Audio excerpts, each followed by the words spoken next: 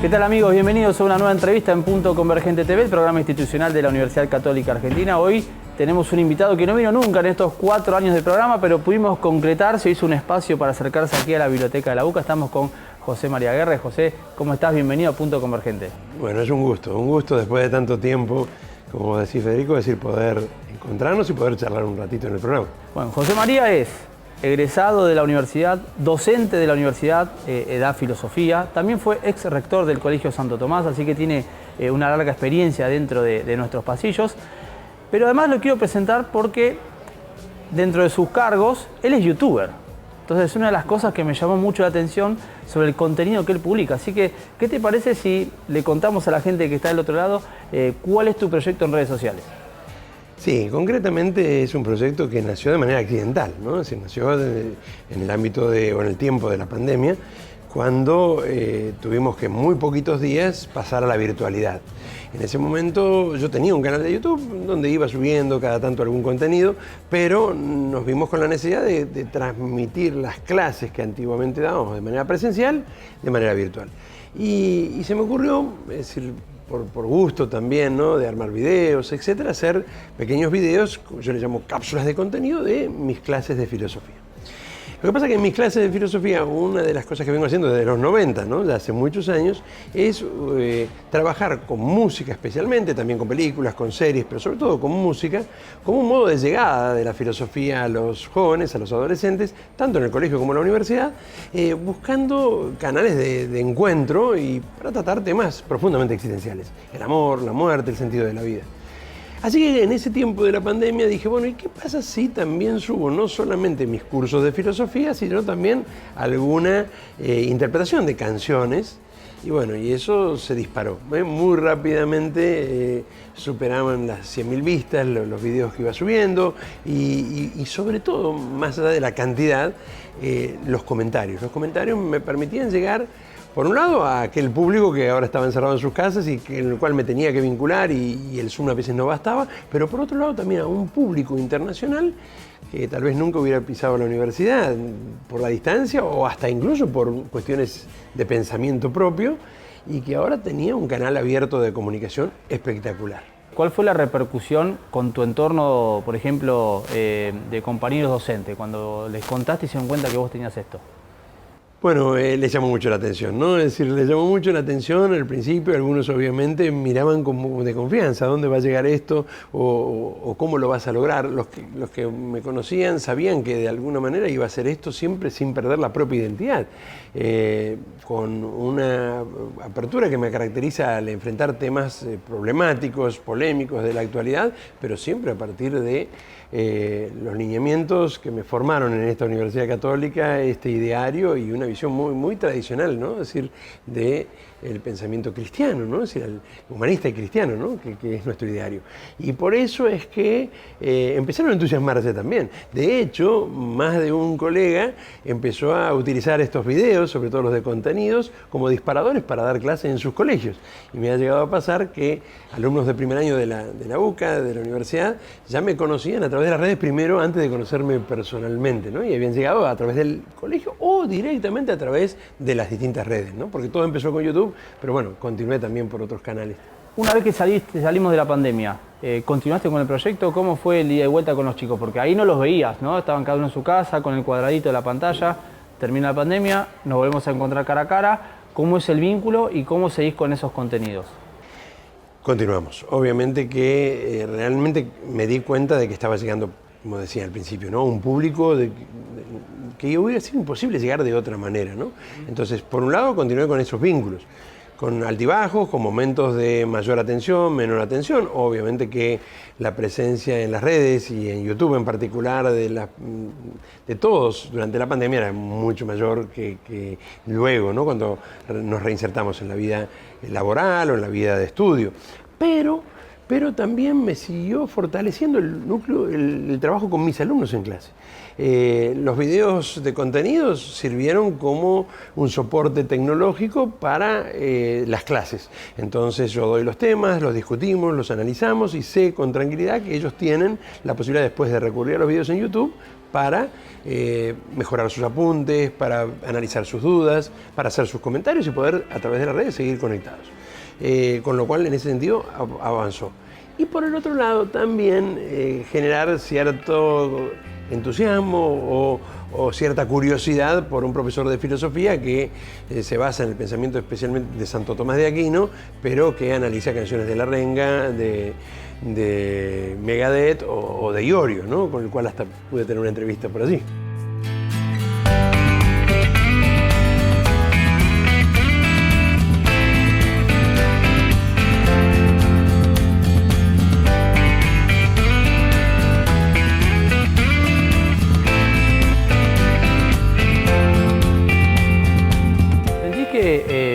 Con esta nueva generación que el teléfono es una extensión más de ellos, ¿no? El publicar tu contenido y el usar las redes, ¿sirvió para que esos contenidos centrales de filosofía, de música, de rock que vos tratás, tengan mayor repercusión en los chicos? Bueno, indudablemente que siempre voy tratando de hacer un juego entre qué están escuchando ellos, cuáles son sus necesidades, cuáles son sus intereses y qué les puedo ofrecer yo. Y en ese sentido, y lo digo con la mejor y con el mayor amor que yo le tengo al arte, a la música, ¿no? Al cine, utilizar esas obras, en el buen sentido, para generar canales de comunicación.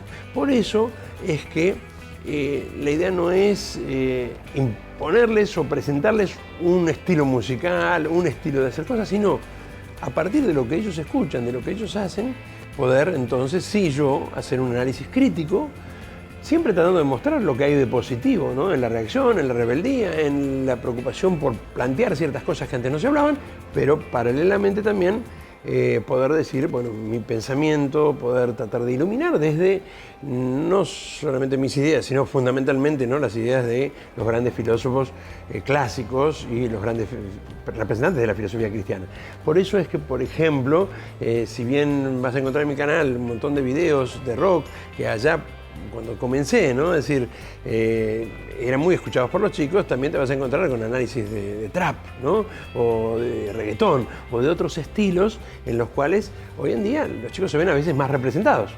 Y que sin entrar en una comparación, porque no es el objetivo tampoco de mi canal ni de mis redes, acerca de cuál tiene mayor calidad artística, siempre son disparadores para tocar temas como el amor, como el sentido de la vida, como el vacío, como la angustia, como la relación con las adicciones, los trastornos de alimentación y sobre todo con el sentido de la vida, ¿no? Y la visión de un hombre que se abre a lo trascendente, que es lo que yo quiero con mucho cuidado, con mucho diálogo, pero presentar. Venís trabajando esta temática con los estudiantes hace mucho tiempo. Yo hace 20 años que estoy en la universidad y los chicos siempre me hablan muy bien de vos porque te tienen en la materia, en una de periodismo, en ética. Pero te quiero preguntar si notás algún cambio en estos cambios generacionales, ¿no? Sobre preocupaciones, intereses de los chicos o temáticas que antes no estaban presentes y hoy sí. Sí, a ver, estamos en un mundo muy dinámico, ¿no? Es decir, y las redes de alguna manera son reflejo de ese dinamismo también que tenemos. Por otro lado, yo siempre insisto con esto, ¿no? Algunos se asustan y cuando vos hablabas de mis colegas y amigos que dicen, bueno, pero ¿no es esto de alguna manera utilizando las herramientas del mundo, podríamos decir, de lo que hoy se usa, de lo que hoy se hace, perder la propia identidad? Yo estoy convencido que no, pero sí es cierto que para mí las redes, para mí el teléfono celular son más que causantes de los problemas, megáfonos de problemas que nuestros jóvenes están teniendo, ¿no? Tenemos todos, pero ellos están viviendo de una manera como se viven en la adolescencia, ¿no? Muy angustiante a veces. La soledad, la falta de encuentro, la dificultad para el compromiso, la ruptura de las relaciones familiares o un golpe muy fuerte hacia la familia como estamos viviendo, a veces por cuestiones ideológicas, políticas y a veces también por cuestiones personales de no saber qué hacer en la relación con mis hijos. Todo eso muchas veces simplemente muestra en las redes un megáfono, ¿no? que amplifica el problema, pero más que crearlo nos lo revela, ¿no?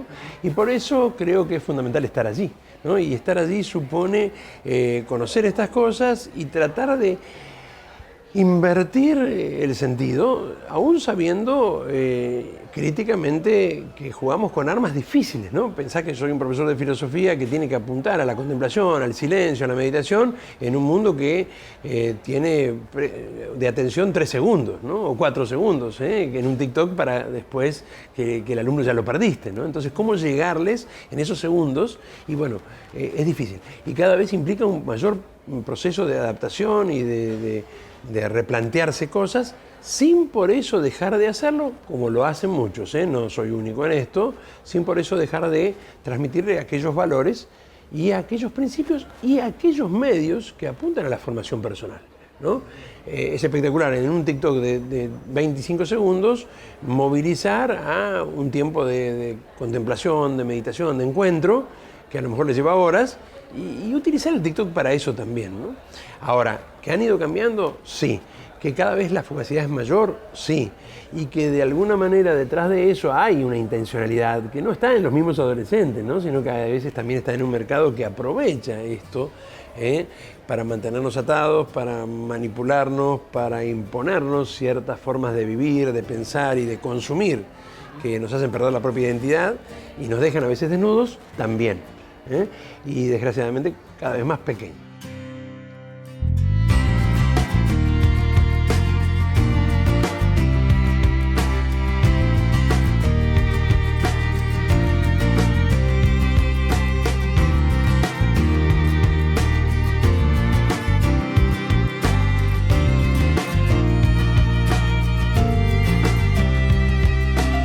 ¿Qué te parece que debería ser el papá de ese adolescente ante esta situación que planteabas con esto de las redes sociales y estos momentos de soledad o estos no acompañamientos que hay?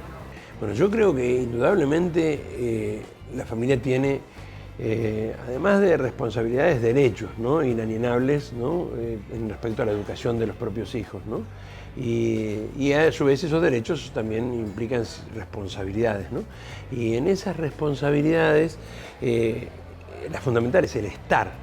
Y el estar supone no solamente un tiempo cuantitativo, sino cualitativamente hablando, un saber dónde está mi hijo, dónde está el otro, ¿no? Esto no es nada nuevo, ¿no, Federico? A veces, como digo, se amplifica y se hace más veloz en una red social o en un celular que ahora ya no se puede ni siquiera de ninguna manera controlar, ¿no? Porque hay una independencia total.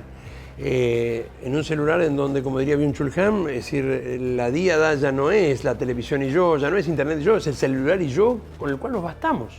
En un mundo donde los chicos a veces no suben una foto para encontrar quién les puso like, quién les gusta y quién no, sino simplemente para sumar la cantidad de likes y así autoafirmarse porque sienten que no valen absolutamente nada. ¿Qué hacer los papás frente a esta situación? ¿No? Estar.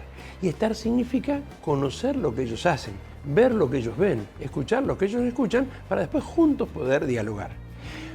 Eso no quita que también haya que cuidar los tiempos, ¿no? Entonces, cuando estamos hablando de esto, estamos hablando de papás de adolescentes, de un colegio secundario, ¿no? Es decir, no estamos... O papás de universitarios que siguen necesitando ese diálogo y ese encuentro, ¿no? Porque sean mayores de edad, este diálogo desapareció. No estamos hablando de un papá de primer grado, de segundo grado, que no solamente a veces no está, sino que le da el celular o le da la tablet para que ellos se entretengan sin ningún tipo de supervisión. El problema no es simplemente la supervisión, el problema es que si no hay un espacio de encuentro, indudablemente no hablan con ellos. Y desgraciadamente, Federico, y eso no lo digo con ningún tipo de gusto, sino al revés, con dolor, más de una vez como tutor en la universidad me encuentro que, y eso a veces es una carga demasiado pesada, ¿no? Que sos el primero en enterarte en problemas personales de los chicos que no conoce absolutamente nadie más que uno, ¿no? Y vos decís, ¿cómo esto no lo hablaste con mamá? ¿Cómo esto no lo hablaste con papá? no los quiero lastimar, no tienen tiempo, no me van a comprender, ¿no? Bueno, entonces por eso yo creo que la respuesta va por ahí, ¿no? Ver lo que hace el otro para poder manifestar en el conocimiento del otro ese amor que sin duda tienen y que a veces no saben cómo expresar. José, ¿dónde puede encontrarte la gente en las redes? Bueno, indudablemente el canal de YouTube que has comentado, Prof. José María Aguerre, es el lugar principal para encontrarme. A partir de ahí ya tendrá mi Instagram, es decir, el TikTok también, ¿no? Y las otras redes con las cuales se pueden conectar. Te agradecemos mucho tu tiempo y el haber compartido estos conceptos en este programa de Punto Convergente TV. Muchísimas gracias, muchísimas gracias.